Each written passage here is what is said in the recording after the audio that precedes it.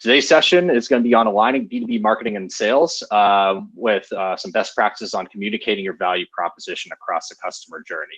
Thanks for everyone attending today. And it's my pleasure to introduce today's panel, which is a cross-section of Leverage Point's commercial team. So in a little bit, we'll be joined by Brian Hannon, who's VP of Sales here at Leverage Point, as well as Aaron Miller, our VP of Product. And for those of you who don't know me, I'm Nick Welter. I'm Director of Marketing here at Leverage Point, and I'll be getting things started today. So first, a little bit about marketing and sales alignment. So the story of friction between sales and marketing feels like it's been around forever. So to start things off, I talked with some of my marketing buddies and asked what were some complaints they had about their sales colleagues. And this is well-trodden ground. Some of these might look familiar to people, but you get complaints that they don't follow up on the leads we provide them.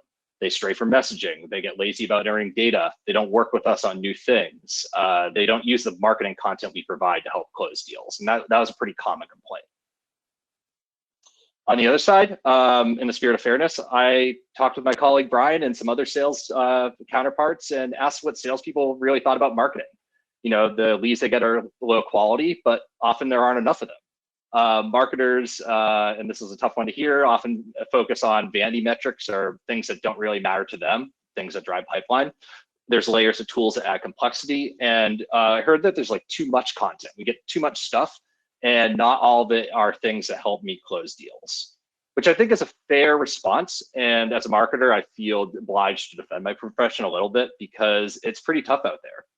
Buyers are drowning in information. Now, 90% of buyers agree that information that they encounter is high quality, but there's a lot of it out there.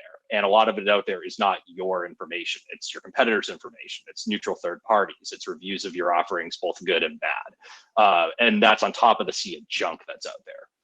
And on top of that, more people are involved in purchasing decisions than ever before. The numbers seem to keep going up and up every time you do the research, but that ends up resulting in something that most of us that have been involved in purchasing have seen, which is longer sales cycles. So if anyone's tried to get a big investment through, you can probably say it's not easy, especially in today's world. And one thing we're seeing that I think has been the case for a long time, but sellers have less and less visibility into the purchasing process. So a lot of purchasers are out there doing their own research, discovering their own stuff, and making their opinion before even talking with sales. So there's a lot that B2B marketers can do to overcome this. Optimizing spend, developing good content and SEO strategies, maintaining brand awareness, developing good programs, investing in all the cool new technology that delivers a never before seen audience insights. But we want to focus today on a key thing that we don't feel like enough B2B marketers and marketing teams are focusing on, which is communicating differentiated value clearly and effectively through core marketing messages and campaigns. And we're calling that value marketing or value-based marketing, which is communicating your outcomes earlier in the sales cycle than you usually do.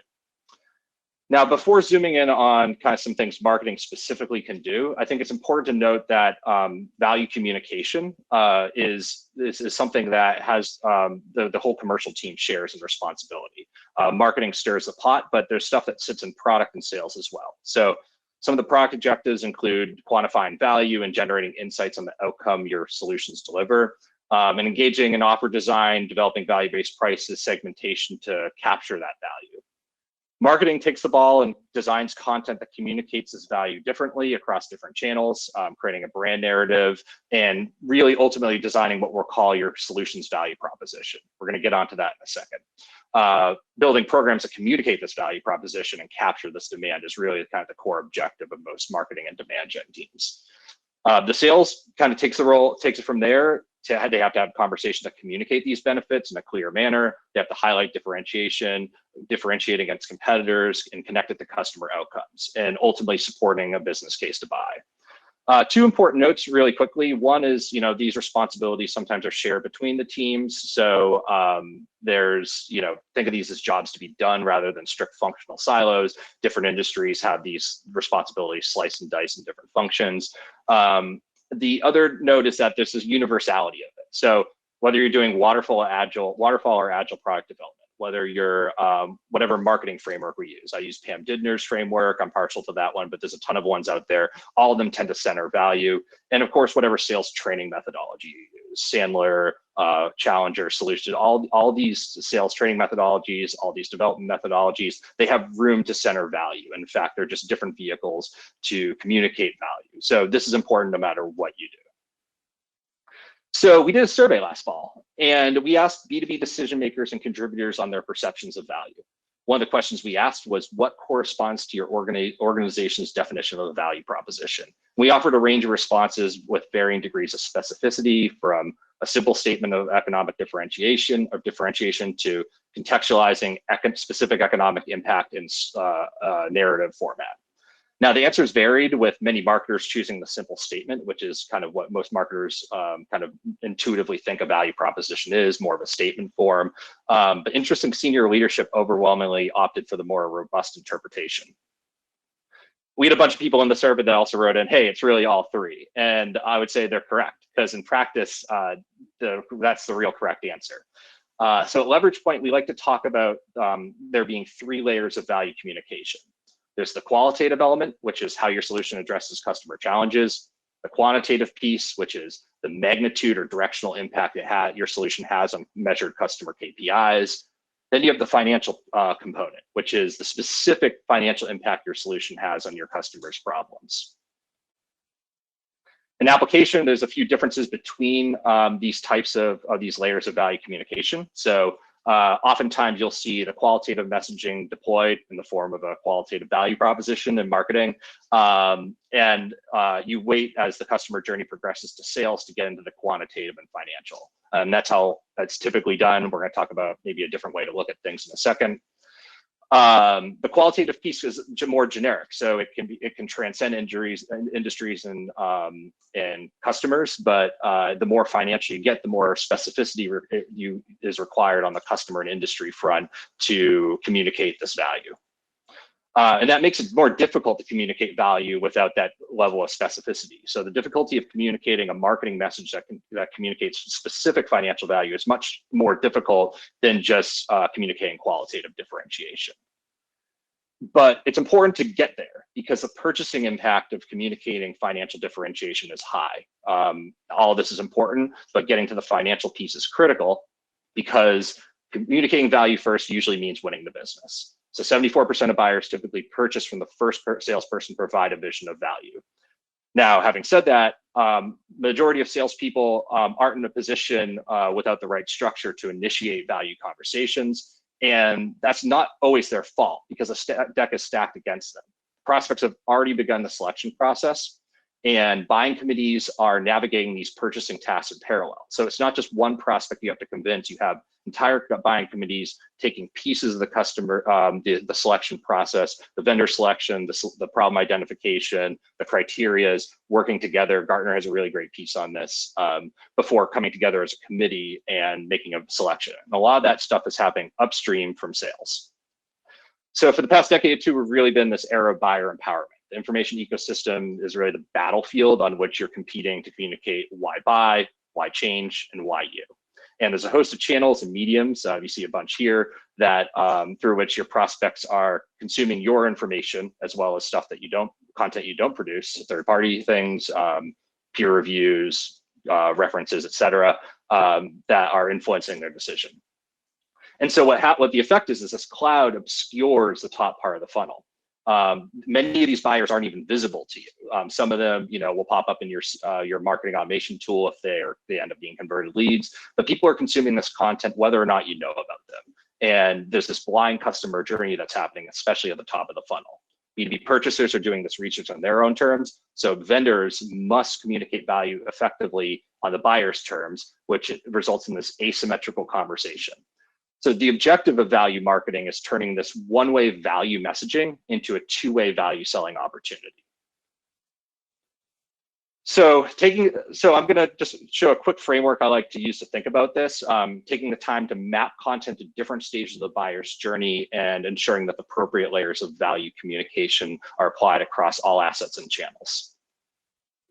So this is an example of a content gap analysis I'll usually do if I'm analyzing, a content at my own company. I'll use this here at Leverage Point, where we take all of our social media channels, map it to the content that we push out through those channels, and then address the topics on various stages of the customer journey, from the engagement stage, which is industry-specific trends and brand building, all the way through how those issues connect to your solution set and communicating your differentiated value and how your solution achieves that.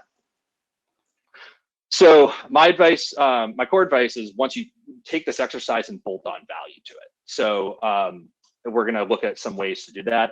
This is a simple framework that does that. So at the engagement stage, the primary message is going to need to be a qualitative message, but you need to weave in quantitative and financial outcomes. This can be done in a solution agnostic manner. It doesn't have to, or you can do this in a way that addresses industry specific concerns. So in cybersecurity, you might want to lead with cyber attacks are costing the average company X billion a year. Or in another space, automating your HR workflows will save your recruiters Y hours a week. Getting your prospects thinking about impacts in the highest part of your funnel, tee up the education stage. So this is typically the heart of your solution level content set, your webinars, your white papers, where you're addressing the issues addressed up funnel to answer, as our friend Mark Stiving would say, the will I, which one questions posed by prospects. And you're going to need to effectively communicate a message of why buy, why change, and why you. And the best way of doing this is leading with qualitative outcomes. So your factory producing a robotic solution, you might see a 10% increase in throughput, 10% fewer man hours. That's better than having just sheer directional impact figures. And a key part of doing this is going to be sourcing these anecdotes. So working with your customer success team, working with your sales team, and mining your database, even if it means hiring an intern that has good data literacy to unearth some insights about kind of your customer outcomes, is really, really important, because that needs to make it into your education messaging. One other kind of note is that there's some really big advances in technology that are enabling teams to serve personalized content fed by data. AI is even adding a boost to all of this. So in terms of web personalization, email personalization, fed by big data, so tools like Clearbit and things like that, will allow you to communicate specific value through web experiences, outbound touches, et cetera, even if you're just talking at the industry level. So and then lastly, I'd say interactivity is big here. So we're going to talk more about our approach to interactivity in a second. But your CTAs, you're wasting sometimes, what can you do alongside or in addition to a basic form fill to communicate value as a last touch thing in order to kind of hammer that point home before you pass it over to sales. Because when you get to sales, at least some members of the buying committee are going to be engaged, and with the sales rep, they're going to be potentially asking about pricing, asking about feature functionalities, and you should already have been engaged in a conversation about specific financial value.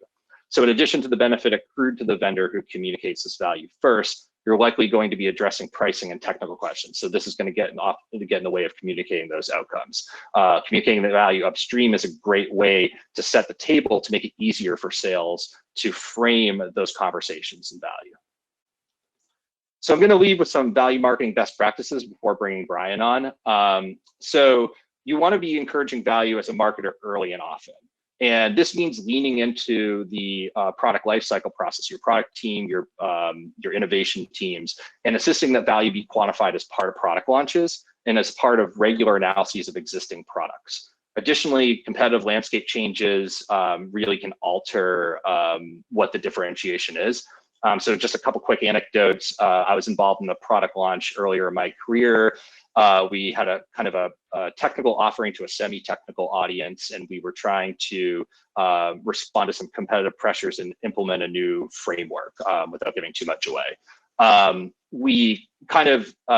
The product launch failed, and the reason it failed was because we didn't incorporate the fact that what we were offering was really meant for a different persona than the end user we were targeting. And as a result, we weren't really delivering any value, any time savings, any value to the end user, and as a result, the business. So the launch failed, and during the process, you kind of get that feeling that it's going to fail. And I regret not speaking up and saying, hey, asking those tough questions. So stopping a thing or hitting the pause button can be immensely valuable to a company. So I recommend that. On the flip side, changes in the competitive landscape can really make a big difference. So I worked for what tool I marketed. Our main competitor was purchased by kind of this private equity company that was sort of a chop shop. And we made a point of hammering that messaging home to all of the companies that were evaluating us and them. And as a result, that became a major point of differentiation. So keeping your antenna up and watching for that is absolutely critical as a marketing exercise.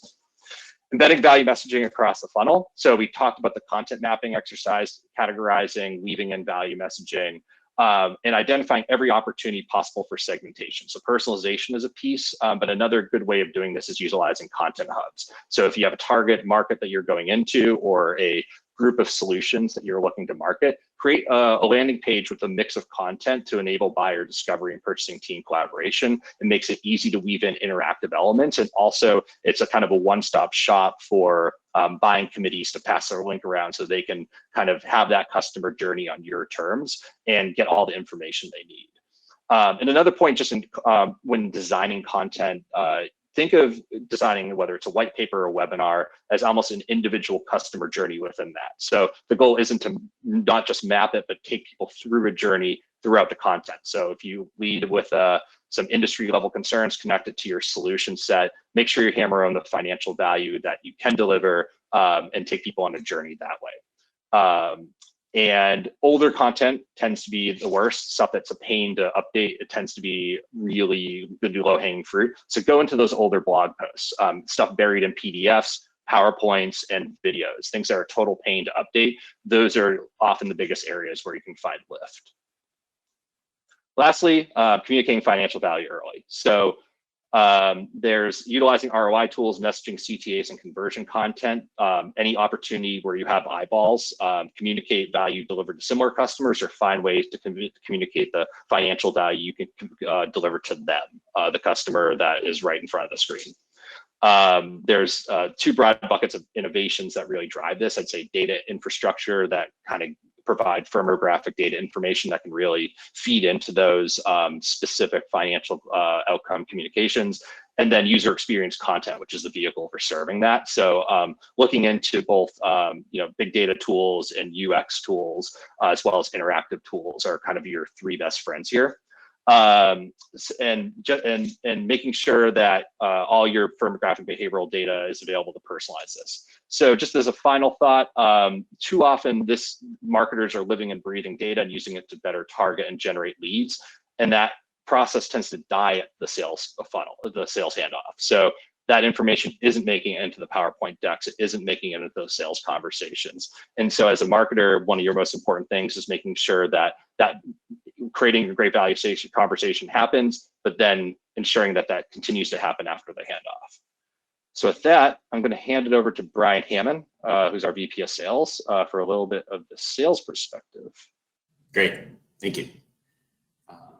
So I'll try to give a perspective from the sales and sales leadership, and sort of how we view this idea of marketing getting involved earlier around value.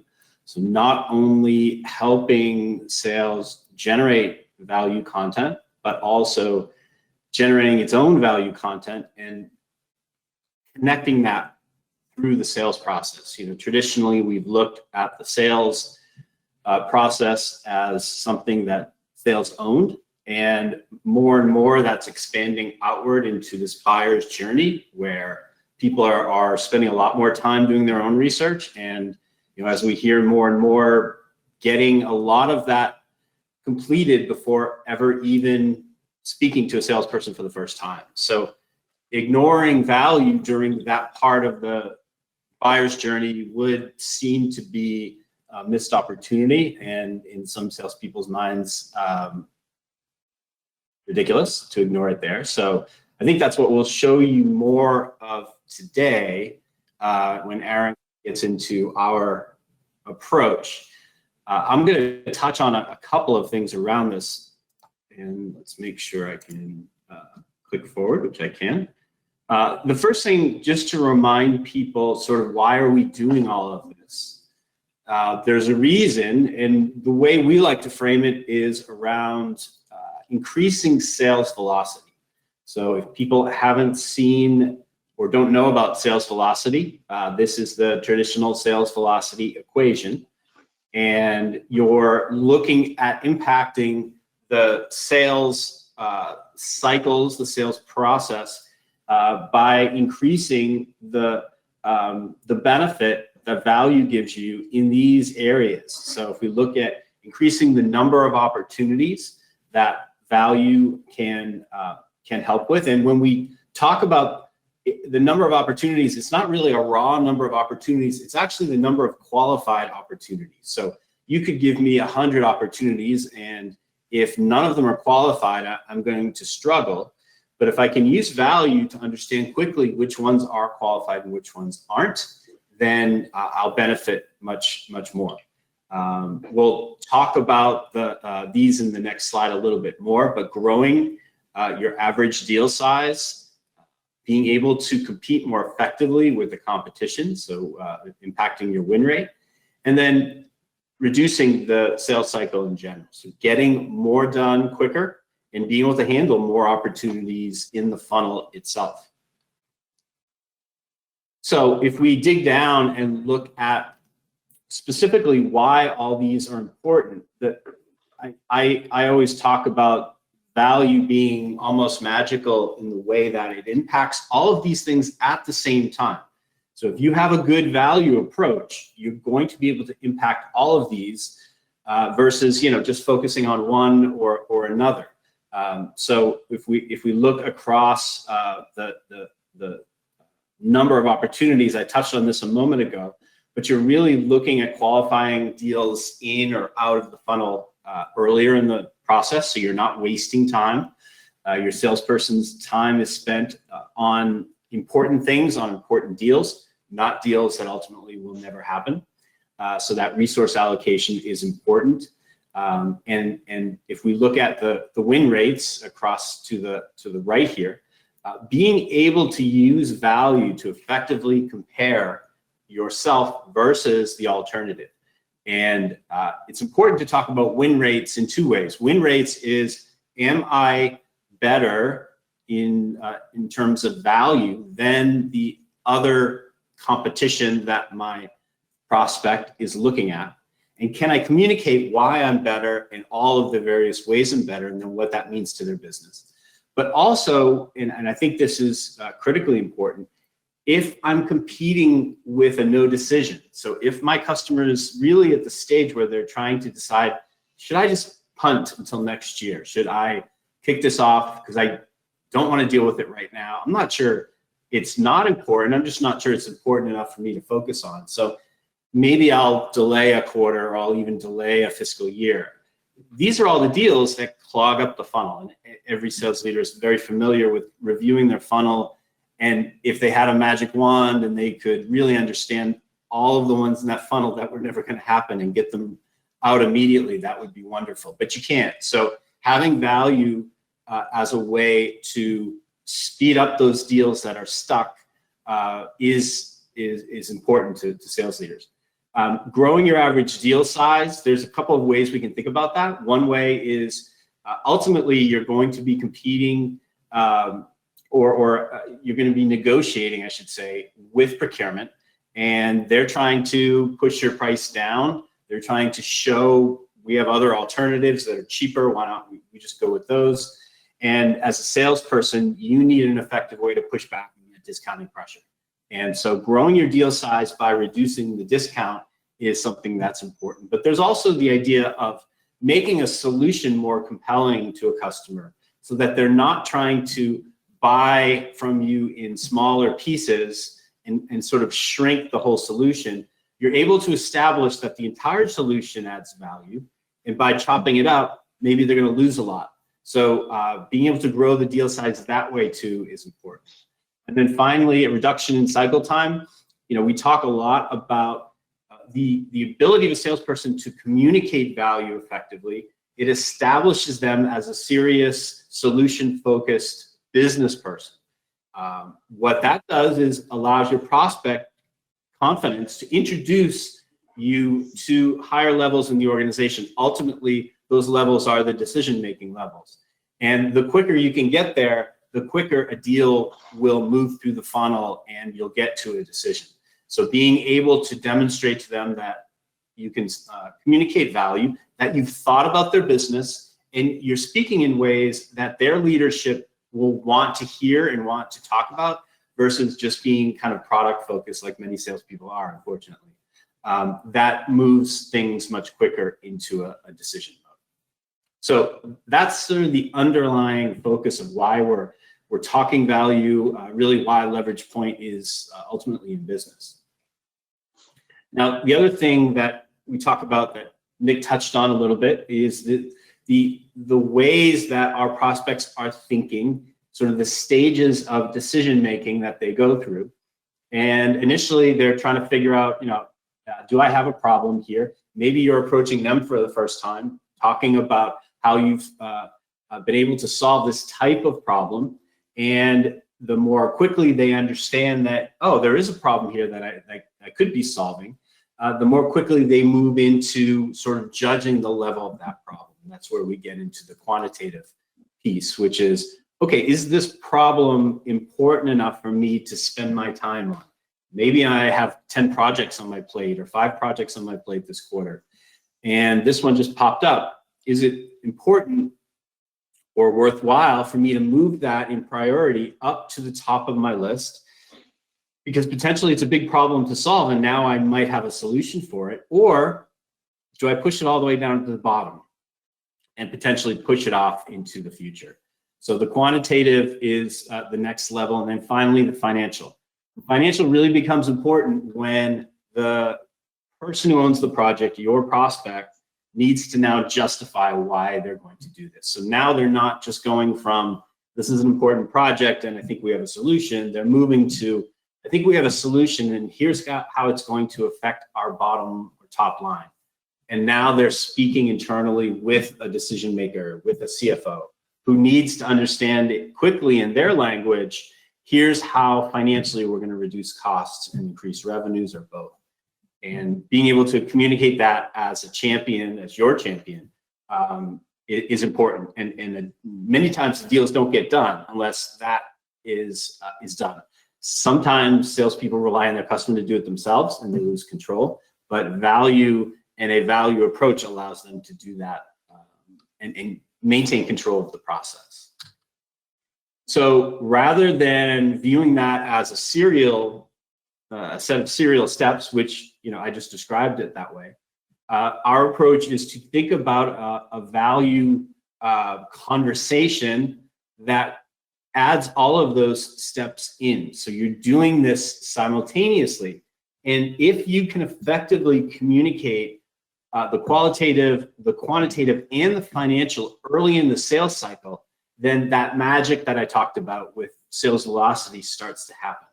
And you're not waiting until 6 months into a sales cycle to start to talk about the financial benefits that, if they knew on month 1, might have made so many other things happen for you. If you have an approach that takes all 3 of those together, then this idea of communicating value early and consistently throughout the sales process starts to deliver much more benefit. So this idea of a value conversation, and we're expanding the idea of a value conversation now, as you'll see in a minute with Aaron.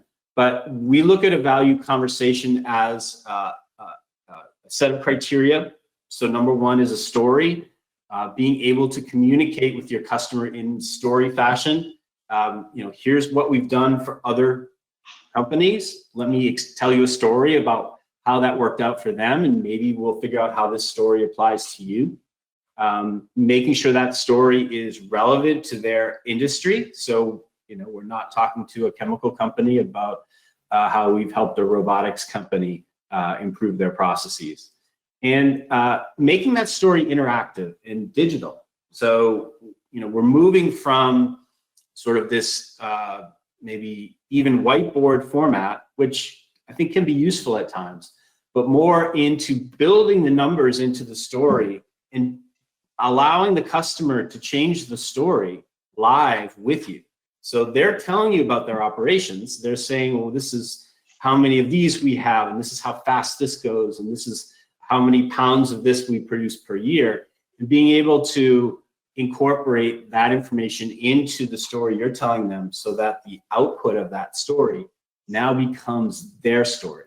And it's not just a generic, we helped company XYZ improve this by 25%. Once it becomes their story, now you jointly own this value story. And once you jointly own that, it transforms from a value story into a business case. And then finally, using this value story to clearly demonstrate what the cost is of doing nothing. So that alternative could be, I'm not going to do anything at all.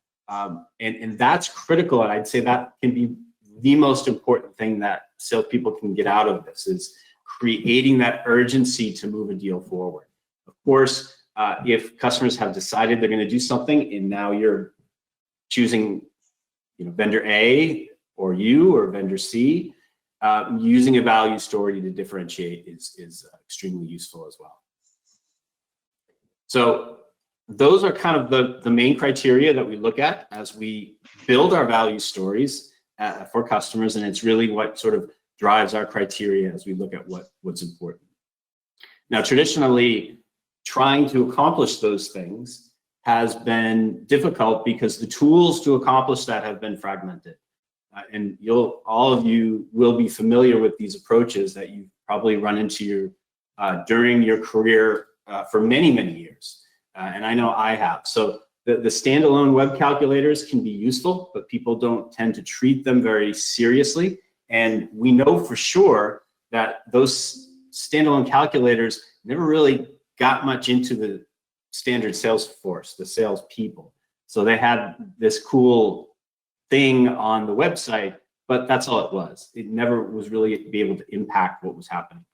Of course, PowerPoints have been around for years. They're still around. They're not going anywhere very quickly, but they're static, and many customers almost turn off when they see the PowerPoint. This is the 10,000th meeting they've had where they pull out the PowerPoint. So having a different approach is important, and the static PowerPoint is just a standard approach that we need to change. Separate from that, the 2-page case studies, the PDFs lately we've been sending around, again, they have valuable information, but many people don't read them. And the ones who do read them say that's great. They did that for that company. That's not us. I'm not sure what I can do with that information. And it might just disappear in their email inbox. And then finally, the spreadsheet calculators. This was probably the most effort people have put into value. And it was really the only option they had for many years. So they would create a sometimes complex Excel spreadsheet that they would hand to salespeople. And many times we've talked to the creators of these spreadsheets who put a lot of time and thought the spreadsheet was amazing. But you always end up with one question: how many times did it get used? And then you typically get silence for a moment, and the answer is, well, not much. Because salespeople just aren't comfortable with the spreadsheet. So there's a challenge there in getting them to use that. So what we try to talk about, which we'll talk more about today, but we talk about in general, is accomplishing the list of items that we talked about within a value conversation, but with a new approach, not relying on approaches that have kind of fallen short over the years. All right, thanks, Brian. As Brian mentioned, best sales practice is to present value as early as possible in the sales cycle. But we know that prospects, as talked about before, are spending their own time doing research before engaging with sales. So when they show up the first sales conversation, they want to answer their own questions, namely, how much does it cost? And it's pretty hard to resist answering that. And in a way, you could view that as a failure to address the value earlier in the marketing process and the structure of the sales presentation. So this disconnect between sales and the buyer on whether the buyer gets the value, it can be overcome by presenting value. Now, presenting price early is fine. It's going to be expected, but it needs to be done in the context of value. And if marketing starts the conversation and gets the ball rolling, it makes sales job a lot easier. So at Leverage Point, we set out to help B2B marketers do that. So just quickly look at something most of you are familiar with, the traditional buyer's journey. Marketing generates leads, they throw it over the wall for sales. Now, this process kind of makes sense if you hand draw a sales funnel. It looks like a pretty smooth process, but from the buyer's perspective, for the reasons Brian just pointed out, it's pretty disjointed. They'll consume your content as we showed earlier, they'll fill out a form eventually, and then they'll go through the same issues with the marketing content that Brian talked about. Led with sales decks, the same one that they've probably shown for the last 25 customers. They might change the logo and swap out a few slides. The separate collateral, the ROI content, the leave behind case studies, and they might help you put together a custom business case if you're an especially important account. But at the end of the day, the result is just a disjointed process from a buyer standpoint. So this is why we developed Leverage Point value stories a while back by integrating spreadsheets, ROI content, and case studies into a single interactive presentation. Our customers have been able to make support value selling best practices across their entire sales team and capture the revenue and profitability impacts they bring. And some of those are, we see customers having 5 to 15% improvements in win rates, up to 5 to 25% improvements in deal sizes, and reduce sales cycle time by up to 50. We've seen 50 and 75% reported. So while marketing plays a big role in creating this content for sales to support these value conversations, we felt that not enough attention was being paid to communicate financial value up funnel. So that's why we created Leverage Point value campaigns. Value campaigns are interactive web pages that allow prospects to begin tailoring their own ROI stories in a self-service manner before speaking with sales. As a conversation content, they entice prospect into the sales funnel by painting an early vision of value to help center the first sales call on the outcomes your solution can deliver. And we do this through an integrated approach, addressing some of the concerns that we talked about earlier. So for inbound traffic, so people finding you on Google, clicking on an ad, clicking a referral link, prospects can begin building their own value story on your website before submitting a form and giving it off to sales. This also works as a part of an outbound nurture strategy for engaged database prospects. So you can pre-populate firmographic data from your CRM, such as company size, revenue, the basic inputs that feed a simple value calculation, which the prospect can refine before submitting and raising their hand. So this can be done as, think of auto-generated case studies that are, you begin the work for specific accounts. Now, in both cases, an initial ROI report is generated that's instantly available for download. A lead gets created in your CRM. But most importantly, a sales-ready value story incorporating this data gets created in Leverage Point. So the result is total alignment. Marketing campaigns, they'll flow seamlessly into the first value selling conversation and every subsequent conversation, which helps initiate a business case to buy and takes buyers on a customer journey from first website visit all the way through close. So with that, I think it's probably worth showing this new capability in action. So I'm going to share the screen with Aaron Miller, who has led the development of this new offering, and he'll show us how it works. So Aaron. Thank you, Nick. Let's see, I want to be sharing my second screen. Are you seeing that there with the booster sales velocity? I am. Awesome. Okay. So yeah, I'm really excited to share this new functionality with you all. As Nick mentioned, there are kind of two approaches to enabling these value campaigns, as we call them, the inbound and the outbound approach. So this is an example of an inbound approach, right? Where normally inbound value campaigns we're developing are typically deployed through landing pages. So I'll show you two examples. One is our own internal Leverage Point example and a real customer, but a sanitized version. So I'm sharing the Boost Your Sales Velocity page here, and you'll see there's some information up at the top, but we really want to get really quickly into the customer's business case to buy. So we start asking them to input some of their data right away. And in our case, we're asking them, how big is their sales team? How much is a typical deal worth? And roughly how many of those types of deals are being closed every year? So we got those 3 key inputs, and we have our business case to buy at the bottom, right? So we've got our current annual revenue at $2.4 million. We're going to help increase sales velocity by about 48%, and our new annual revenue at $3.5 million. So somebody comes to this page, they could fill this out, see what the impact of sales velocity is on their business, and if it makes sense, and if they want to download that page, they can click here and download those results. And while they're downloading these results, that information is also getting sent to 2 places. It's getting sent into Leverage Point to build out the unique value proposition for me as the prospect, and it's being sent into our marketing and sales tech stack, right? So into Pardot, into Eloqua, into Salesforce, and all of those good things. So we've got our PDF now that I have, and I can kind of take that to my colleagues and share it with them and show them about what this business case looks like. And I can also then get a follow-up on the books with a sales rep who can take me through a more complete version of the story. So I've done that. I've put in my data. And then let's say Brian picks up the ball. He sees a lead has come in under the name Aaron Miller. He goes and he logs into Leverage Point, and we'll see that we've got 58 UVPs here. And now there's a new one. I just hit search and I've got 59. So Brian, can kind of go down here to the bottom of my list and say, okay, here's a brand new lead, this Aaron Miller, who's filled out this sales velocity. And once I get Aaron Miller on the phone, I can take him through the complete story. And that starts not with some generic data or something that I made up or something that's about other customers. It starts with the data that the prospect has pre-filled in, but it takes them through the full story. So he can go through the sales velocity story, and he can come and say, okay, this is what you said.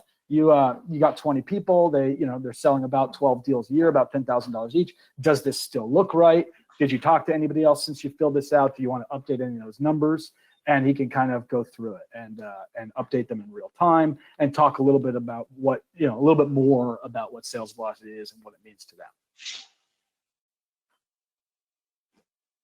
The second example I want to share is a real customer example, but it's been sanitized so that I could share it with you guys all publicly. But here's an example of what a page might look like for one of our customers who are really interested in this new product that adds operational cost savings, downtime savings, environmental impact. And so there might be a top portion of the page where it tells a little bit of a story, a little bit of the benefits to the customer. But again, we want to get right into the business case. So here they can start to fill this out. And maybe it's populated by default with some, kind of segment-wide information, but you can kind of start to customize that. So, for my company, we don't have a cost of downtime quite that high. Maybe it's about half that. I can put that in at $125,000.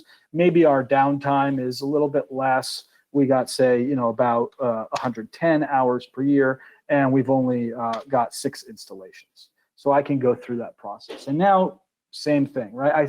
I can scroll down the page. I can say, okay, what's the business impact? The business impact is I'm going to save about $150,000 in costs. I'm going to save about $12 million in uptime, et cetera, et cetera. So I can kind of see what that business impact looks like. And again, I can download my results, and I can click that download button, get my PDF, share it internally. And also, I can get that call from the rep if I'm interested to kind of continue the conversation and find out a little bit more about where the heck are all these numbers actually coming from. So it's nice to have the high level picture, but I want to get a little more detail. The last example that I want to show kind of flips this around. Okay, so these two are landing pages, the inbound value campaigns. But what about for the outbound?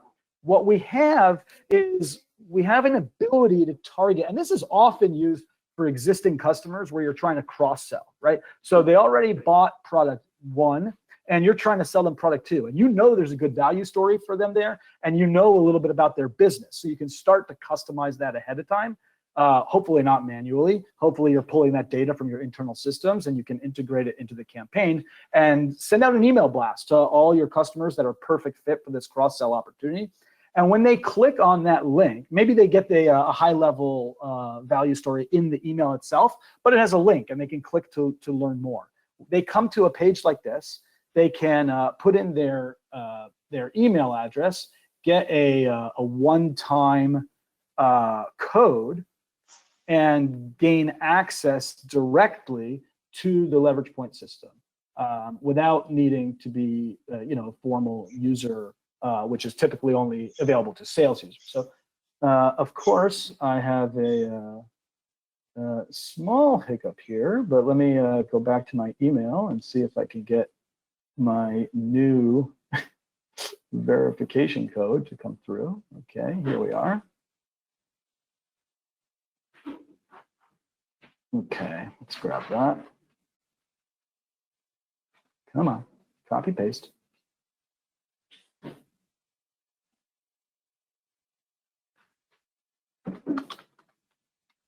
Okay, so now what that's going to do is it's going to give me a special access to this particular business case that is pre-customized for my business, and it's going to be short and to the point. So it might have an initial slide where it gives me a little bit of the value story up front, some of the benefits, but you can see that it's customized to me. So right there, these are the benefits to Acme Corp that I can read about.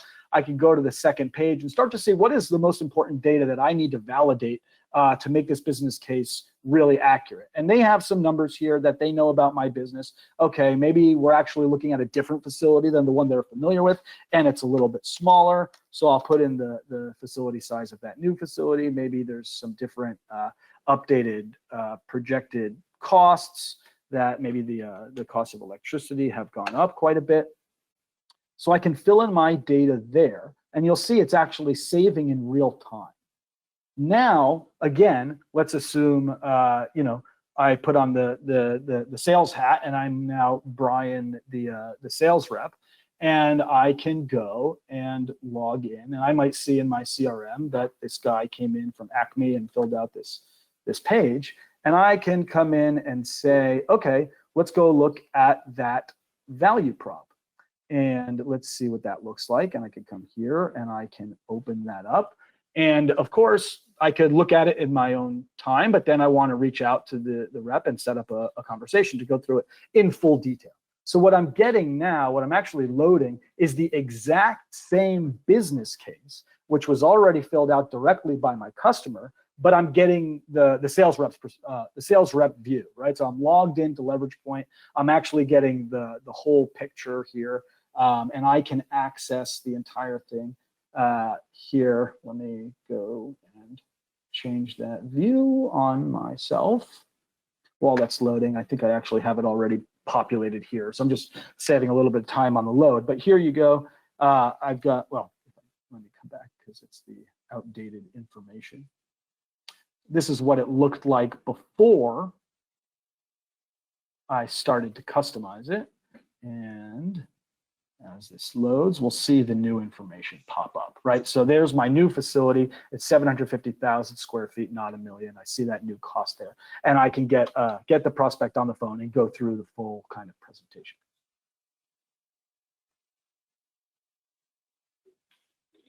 Alrighty, thank you, Aaron. So I'm going to take back control if that's okay, unless you have anything else to add. Go for it. Alrighty, all right, so let me grab it back for myself. Presenter, and I'm gonna share the screen.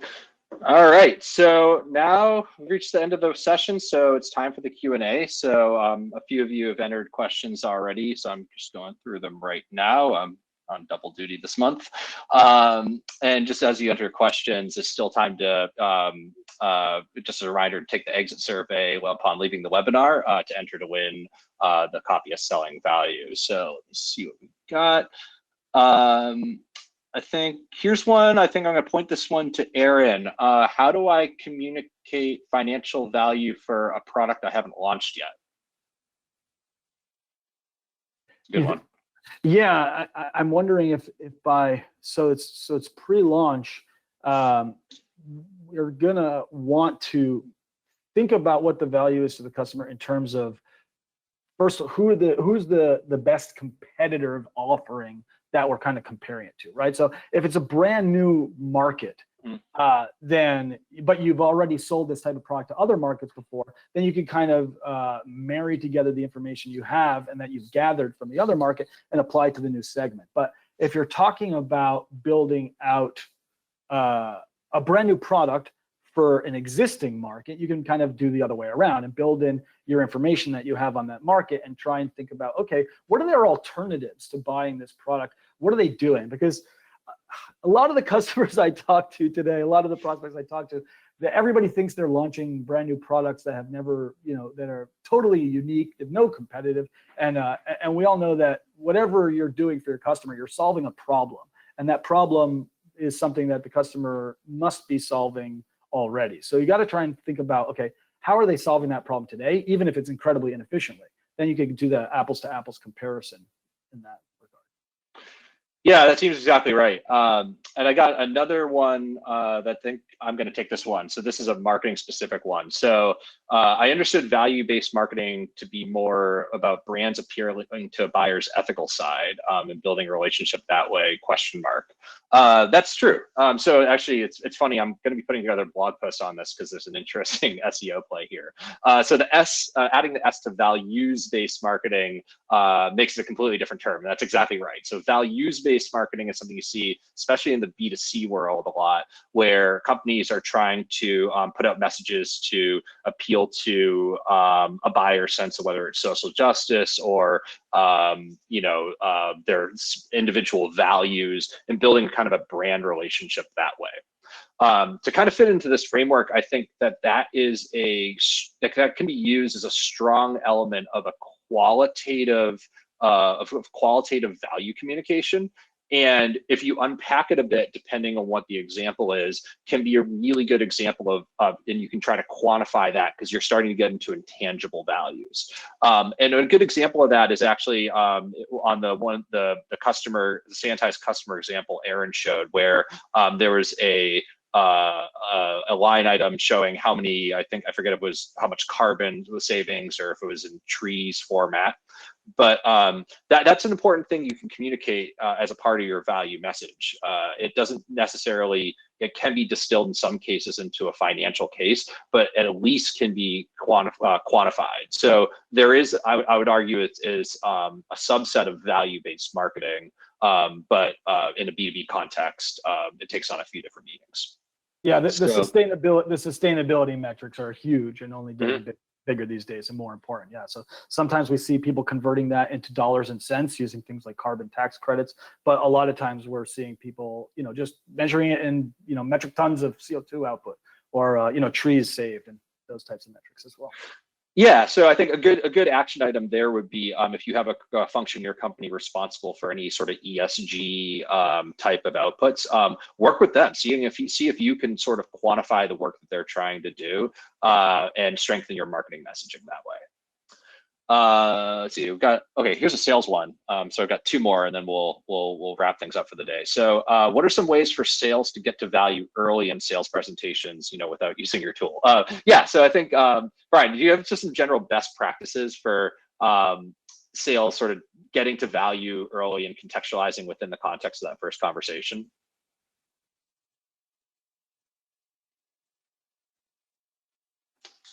I'm not sure. They can do that. Yeah, you're good now. Okay. Value should be viewed by your sales organization as a standard step in every process. So when people hear from salespeople and when you train your salespeople, they're trained in certain ways. They're trained to talk about certain features of their product in certain ways. They're trained on the competition, and they're trained, unfortunately, to see value as something special in many cases. It shouldn't be special. So you should be introducing value just the way you introduce any other aspect of your offering. And the customer should see that as a part of an agenda item. Here's where we're going to talk about the value of our product to you. There's no one that I know who wouldn't want to understand what the value of someone's product is if they've agreed to meet with you and have a discussion. So I think it's a mindset where salespeople are intimidated by talking about value in some cases, where they should just treat it as a standard step in the sales process. Great, and I think that's a good place to leave it for today. So before everyone leaves, make sure to take the exit survey and pre-register for next month's webinar. So we're going to be continuing on this value communication theme, and we're going to have a fan favorite, Todd Snellgrove, join us, and he's going to be talking about ways to price, market, and sell your solutions by getting customers to pay for the hard to quantify stuff. So we haven't talked about intangibles in a long time. I think we're overdue for a good discussion on it. So I think this is going to be a great session. So make sure to pre-register in the exit survey. And that'll be it for us today. So thank you, Brian. Thank you, Aaron, for joining us. Thank all of you. We look forward to seeing you next month. And for everyone, have a great rest of your week. Take care.